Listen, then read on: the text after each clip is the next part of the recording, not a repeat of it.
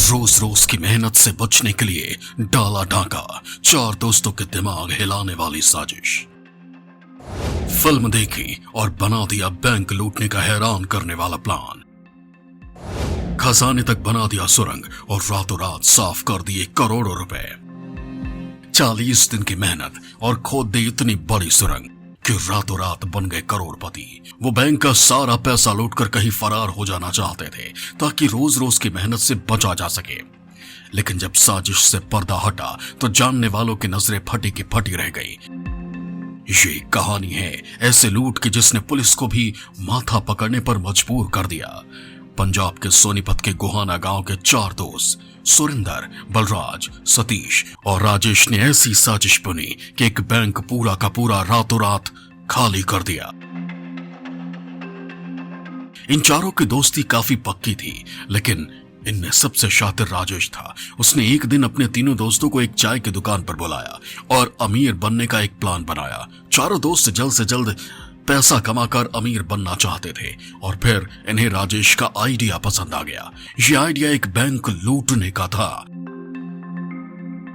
ये चारों बैंक का सारा पैसा लूटकर कहीं फरार हो जाना चाहते थे ताकि रोज रोज की मेहनत से बचा जा सके। इन शातिर के निशाने पर था सोनीपत के गोहाना का पंजाब नेशनल बैंक, जो इनके घर से मुश्किल से 5 किलोमीटर की दूरी पर था। यह बैंक एक रेजिडेंशियल कॉलोनी में था। सरकारी बैंक होने की वजह से यहां बड़ी संख्या में ग्राहकों के खाते और लॉकर भी थे।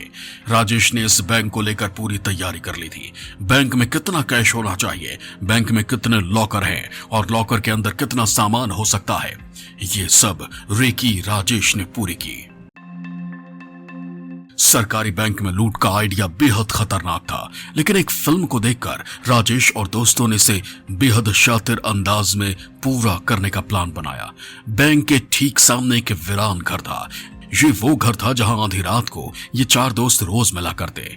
खिड़की को तोड़कर इन्होंने इस घर में दाखिल होने का रास्ता बना लिया था। इस घर के अंदर इन्होंने खुदाई का कुछ सामान रखा। जैसे ही रात के 1 बजते हैं, ये चारों दोस्त यहां आकर खुदाई शुरू कर देते थे।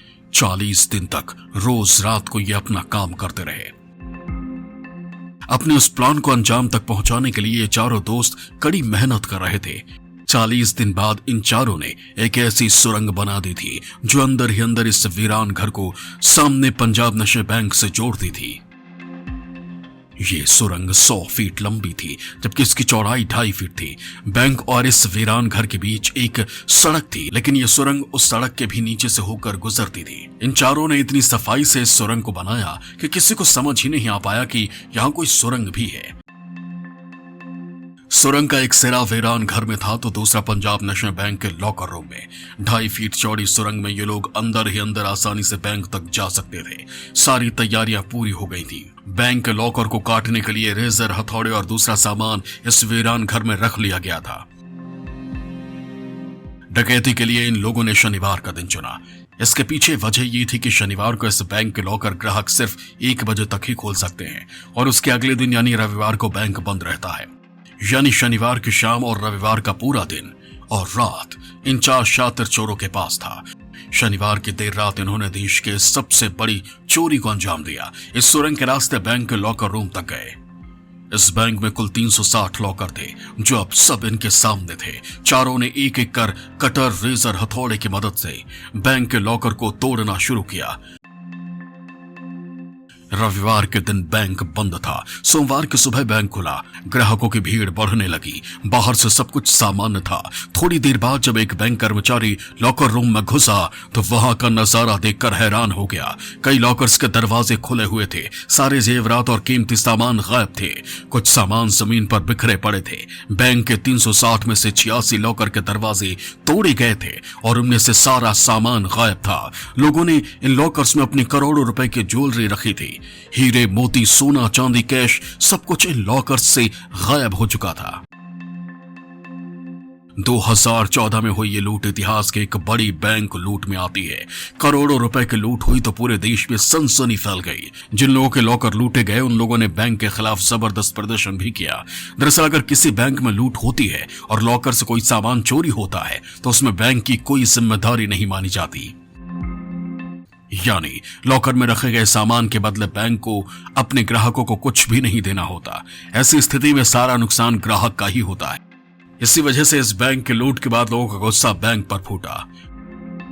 पुलिस की कई टीमें लुटेरों को पकड़ने में लगाई गई। जांच के लिए एक एसआईटी गठित की गई, जिसे गुड़गांव की joint commissioner crime Vivek Sharma lead कर रहे थे। सबसे पहले उस मकान मालिक का पता लगाया गया जिसके मकान से सुरंग बनाई गई थी। इस शख्स का नाम था महिपाल। महिपाल से पूछताछ हुई लेकिन उसने कोई भी जानकारी होने से इनकार किया। लेकिन पुलिस को यकीन था कि महिपाल का इस लूट से जरूर कोई वास्ता है। पुलिस ने महिपाल के फोन रिकॉर्ड चेक किए जिसमें सामने आई कुछ संदिग्ध चीजें। पिछले कुछ समय में महिपाल ने एक नंबर पर काफी ज्यादा कॉल की थी और ये नंबर था राजेश का। बस पुलिस को सुराग हाथ लग चुका था। राजेश के साथ उनके 3 अन्य दोस्त को भी पहचान लिया गया और उन्हें गिरफ्तार किया गया। पूछताछ शुरू हुई तो चारों ने अपना जुर्म कबूल किया। राजेश ने बताया कि महिपाल के कहने पर इन चारों ने इस प्लान पर काम किया। इस पूरी साजिश के पीछे महिपाल का हाथ था। उसने ही राजेश को जल्द से जल्द अमीर बनने का ये प्लान बताया था, जो बाद में राजेश ने अपने दोस्तों को बताया और फिर ये लोग बैंक लूटने के लिए तैयार हो गए। National desk news live Bihar.